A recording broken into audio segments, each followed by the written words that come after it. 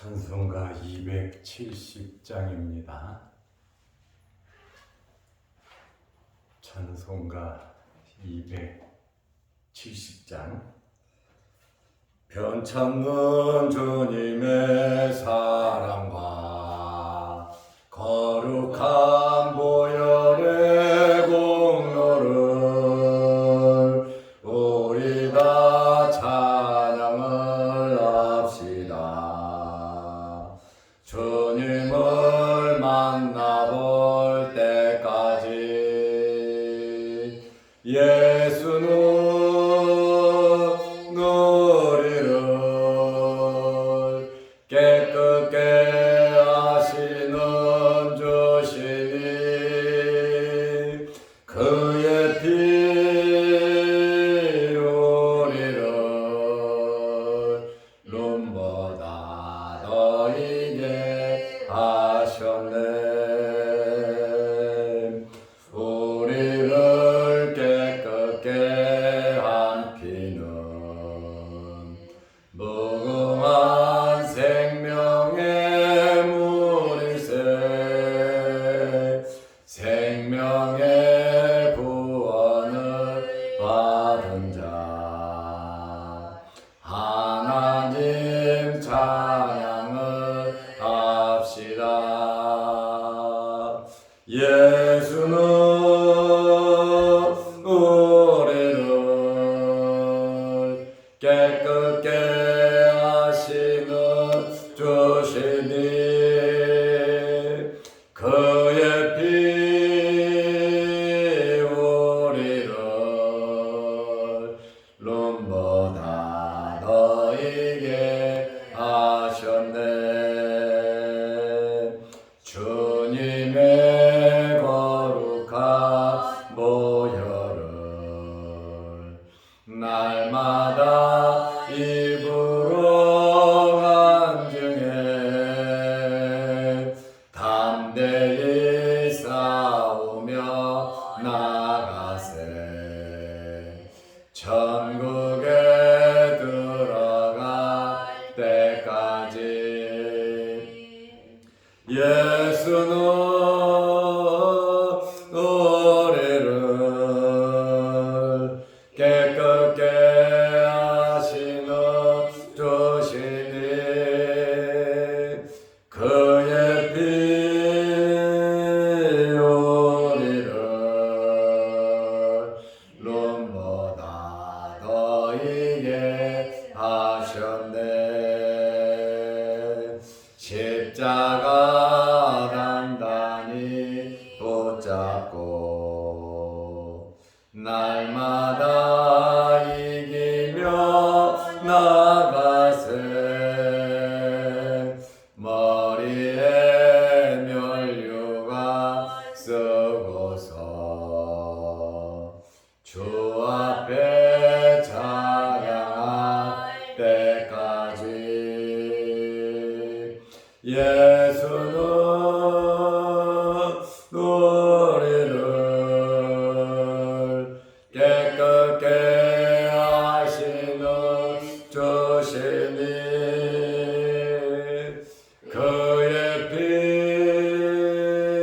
우리를 눈보다 더 이게 하셨네.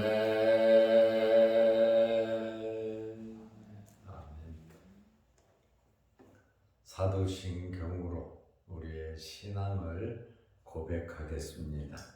전능하사 천주를 만드신 하나님 아버지를 내가 믿사오며 그 외아들 우리 주 예수 그리스도를 믿사오니 이는 성령으로 잉태하사 동정녀 마리아에게 나시고 본디오 빌라도에게 고난을 받으사 십자가에 못 박혀 죽으시고 장사한 지 사흘 만에 죽은 자 가운데서 다시 살아나시며 하늘에 오르사 전능하신 하나님 우편에 앉아 계시다가 저리로서 산자와 죽은 자를 심판하러 오시리라.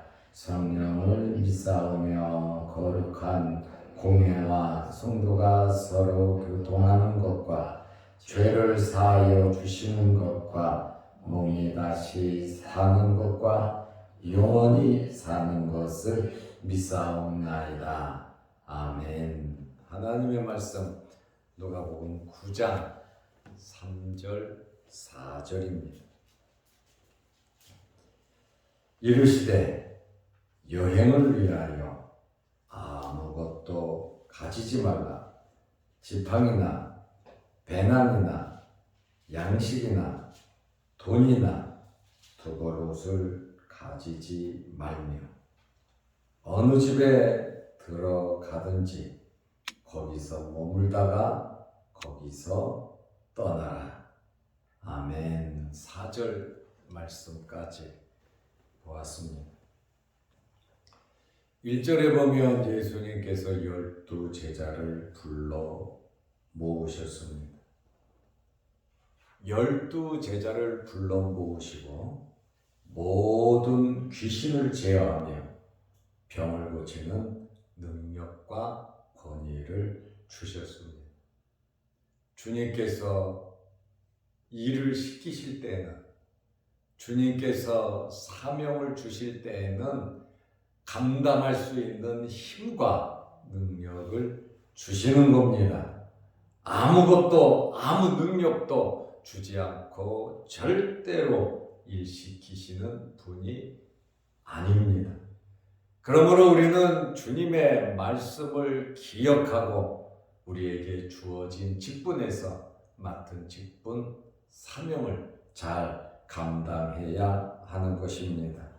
2절 말씀에 보면 예수님께서 이러한 능력과 권위를 주시고 2가지 사명을 주셨습니다.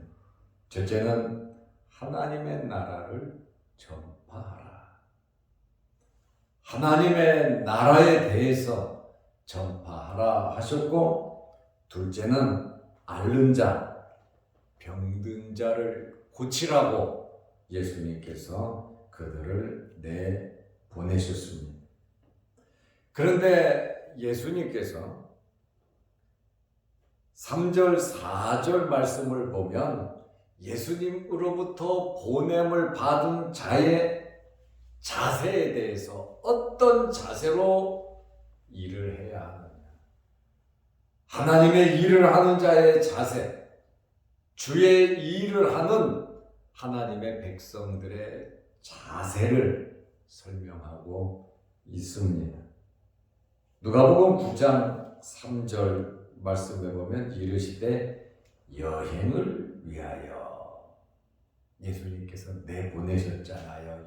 12 제자를 하나님의 나라를 전파하며 앓는 자를 고치라고 내보내시면서 그들에게 말씀하시기를 여행을 위하여, 사명 감당을 하기 위해서 이제 나가서 일을 하는데 아무것도 가지지 말라.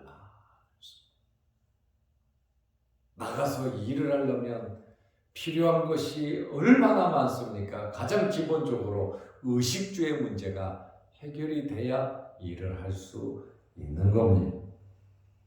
그러나 예수님께서 12 제자를 보내시면서 아무것도 가지지 말고 나가서 일을 하라.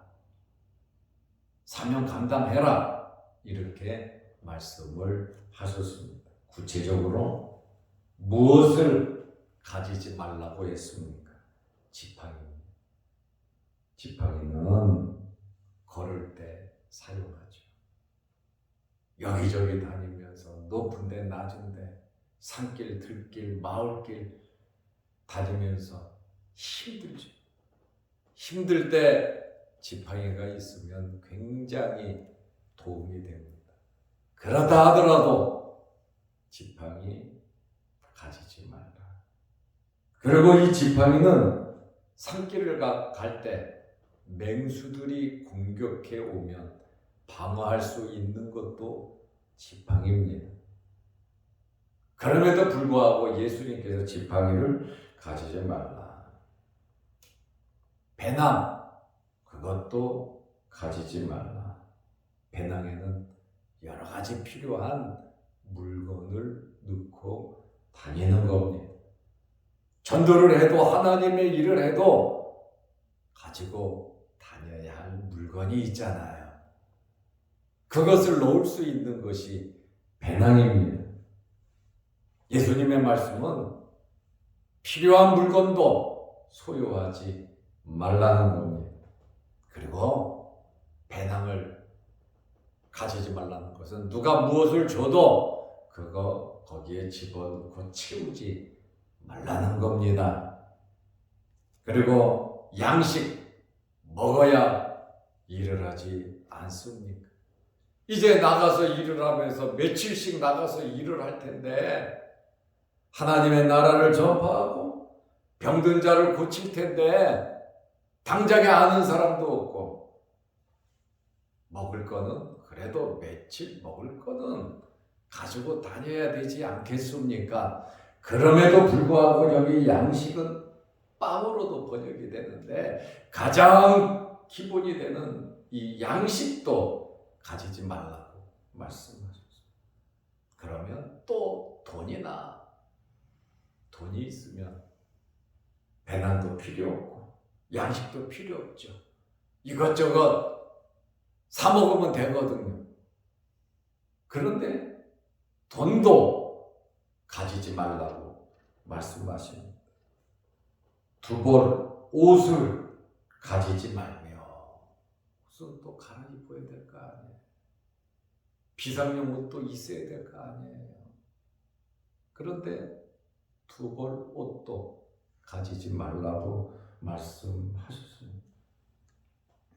현실적인 지금 당장의 현실적인 필요한 것을 생각하지 말라는 거예요. 하나님은 필요한 거 다 알고 계세요. 먹고 살아야 되는 거 다 알고 계세요. 맹수의 위험과 사람들의 위험도 다 알고 계세요. 그럼에도 불구하고 12명의 제자들에게 권능과 권세를 주면서 하나님의 나라를 전파하고 앓는 자를 고치라고 내보내시면서 아무것도 가지고 가지 말라. 그 말씀은 무슨 말입니까? 하나님을 의지하라는 겁니다. 그리고 필요한 것은 하나님께서 다 채워주신다는 겁니다. 오늘 이 말씀, 이 사실을 여러분의 마음속으로 믿으시기 바랍니다. 하나님께서 해주신다. 모든 것 하나님께서 책임져 주신다고 하는 그러한 믿음의 확신을 가지고 우리는 살아야 하는 겁니다.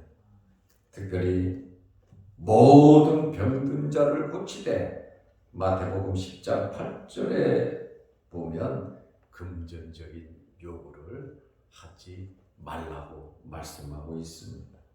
병든 자를 고치며 죽은 자를 살리며 나병한 자를 깨끗하게 하며 귀신을 쫓아내되 엄청난 능력을 행했잖아요. 너희가 거저 받았으니 거저 주라. 돈 요구하지 말고 대접받지 말고 의시되지 말고 교만하지 말고 자랑하지 말고 대가를 요구하지 말고 거저 받았으니 거저 주라고 주님께서 말씀하고 있습니다. 그리고 12명의 제자는 누구의 일꾼입니까? 주님의 일꾼입니다. 주님께서 보내셨습니다. 누구의 일을 합니까? 하나님의 일을 합니다. 하나님의 일을 하는데 일꾼은 일을 시키는 사람이 먹여 주어야 합니다. 하나님께서 일을 시키고 하나님께서 사명을 주시고 하나님께서 보내셨는데 하나님께서 하나님의 종들 하나님의 말씀대로 살아가는 자들을 먹이시지 않는다면 하나님은 사기꾼입니다. 하나님은 주인의 자격이 없습니다. 하나님의 자격도 없습니다. 하나님의 일을 하는 하나님의 백성, 아버지는 하나님이죠. 우리가 하나님의 일을 하고 있잖아요. 우리의 모든 것을 하나님께서 책임져 주신다는 사실을 믿으시기 바랍니다. 이것을 믿지 못하면 무엇을 먹을까, 무엇을 마실까, 무엇을 입을까, 우리는 염려, 걱정, 근심에서 벗어나지 못합니다. 전적으로 하나님을 의지하는 우리가 되어야 합니다. 주인이 일을 시키고 먹을 거, 월급, 돈을 주지 않는다면 그는 주인이 아닙니다. 예수님께서 12명의 제자들에게 분명하게 말씀하시잖아요. 여행을 위해서 아무것도 가지지 말라. 정말 필요한 거, 지팡이, 배나 양식, 돈, 두보로 정말 필요한 거예요. 어디를 가더라도 정말 필요한 거예요. 친척 집에 가도 필요한 거예요. 그럼에도 불구하고 가지지 말며 아무것도 가지지 말라. 지금 가지지 말라는 말을 2번 말씀하고 있어요. 이 말씀을 거꾸로 말하면 하나님께서 우리의 모든 것을 책임져 주신다는 거예요. 그러면서 요구하는 것이 하나님 말씀대로 살으라는 겁니다. 우리가 정말 세상에서 잘 되는 비결은 말씀대로 살아가는 겁니다. 우리의 양심에 꺼리끼지 않게, 우리 신앙 양심에 꺼리끼지 않게 하나님을 섬겨야 하고 하나님의 말씀에 순종해야 하는 것입니다. 하나님의 일꾼들은 이 말씀을 보면 하나님만을 철저하게 의지하라는 것입니다. 모든 것 다 맡기고 살아가는 것이에요. 결국 주님께서 하시는 말씀은 주의 일을 하면서 우리가 이 땅에서 살아가면서 물질의 노예가 되어서는 안 된다는 거예요. 하나님의 자녀가 되고 하나님의 일꾼이 되고 하나님과 더불어 함께 일하는 자들이 되어야지 물질의 노예가 되어서 안 되고 우리의 주변에서 일어나는 크고 작은 일들 때문에 상처받고 낭망하고 실망해서는 안 된다라고 하는 그러한 말씀입니다. 바울의 예를 든다면 바울은 3차에 걸친 전도를 하면서 아는 사람들이 없는 곳에 엄청난 핍박을 받으면서 바울은 전도했습니다. 때로는 천막 일을 하면서 일을 했습니다. 그런데 하나님께서 하나님의 사람들을 만나게 하셔서 사도 바울이 모든 사명 정말 잘 감당했어요.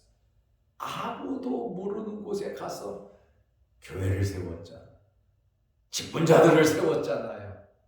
그리고 선교 구제했잖아요. 누가 역사하십니까? 하나님께서 역사하신 겁니다. 우리는 이렇게 살 수 없습니다. 하나님께서 우리에게 이렇게 역사하시지 않습니까?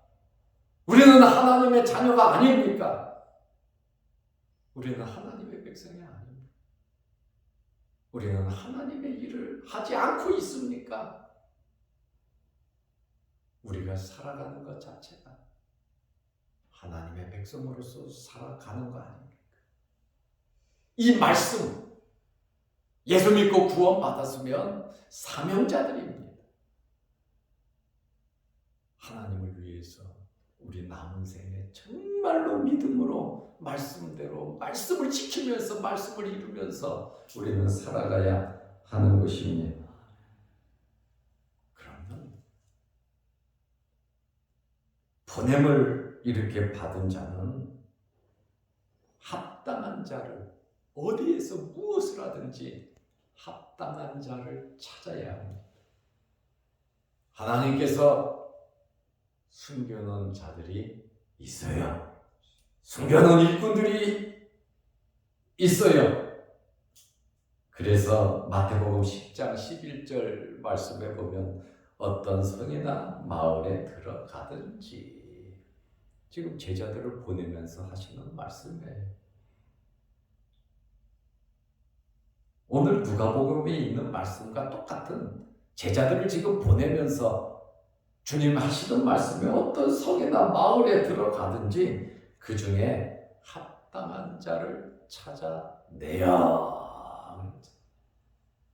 주님 말씀 믿고 주님의 말씀대로 살아가다 보면 합당한 자를, 도움을 주는 자를, 하나님께서 숨겨놓은 자를 하나님께서 만나게 하십니다. 그래서 우리는 지혜로워야 돼. 영적인 분별력을 가지고 올바르게 우리는 판단을 해야 하는 겁니다. 합당한 자를 찾아내어 우리가 구하고 두드리고 찾듯이 찾아야 한다. 하나님은 감춰두었다. 엘리야를 위해서 사람이 없으니까 까마귀를 통해서 역사했지요. 또 시돈 사르밧에 가서는 아무것도 없는 사르밧 과부를 통해서 역사하셨지. 아합과 이세벨이 하나님의 제단을 헐고 하나님의 종들을 죽일 때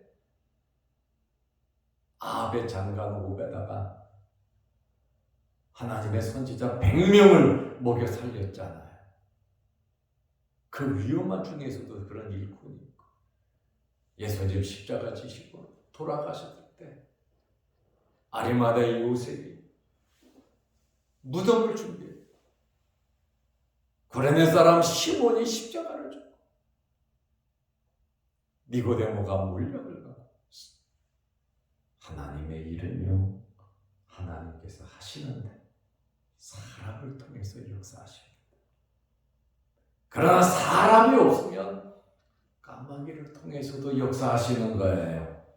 그래서 우리는 주님의 말씀대로 합당한 자를 찾아내어 너희가 떠나기까지 거기 머물라. 사람을 찾았으면 그 성이나 그 마을을 떠날 때까지 그 집에 머물러 있으라는 거예요. 이렇게 하나님께서는 좋은 만남을 허락해 주십니다.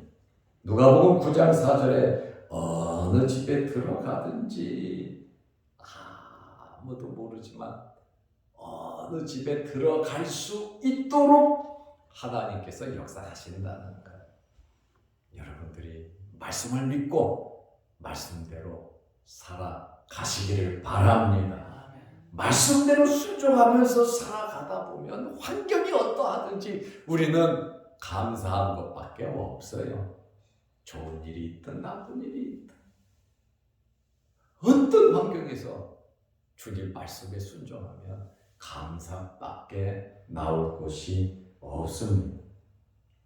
저도 선교를 하다 보면 오지에도 가고 어렵고 힘든 예수님을 모르는 그 마을에 가서 아무도 모르지만 그곳에 가서 전도를 하다 보면요 사람을 만나게 하고 예배드릴 장소가 생기고요, 그리고 그곳에서 교회가 생긴다니까요.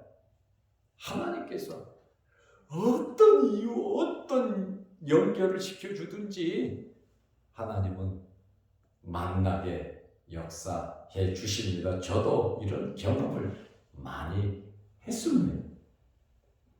특별히 어느 집에 들어가 유숙하는 방법에 대해서 신경을 써서 말씀하고 계십니다. 아무것도 가지지 말라고 말씀하시고 그 다음에 어느 집에 들어가든지 거기서 머물다가 거기를 떠나라. 유숙하는 방법이 첫째는 아무에게나 아무 집이나 들어가서 머무르라는 것이 아닙니다.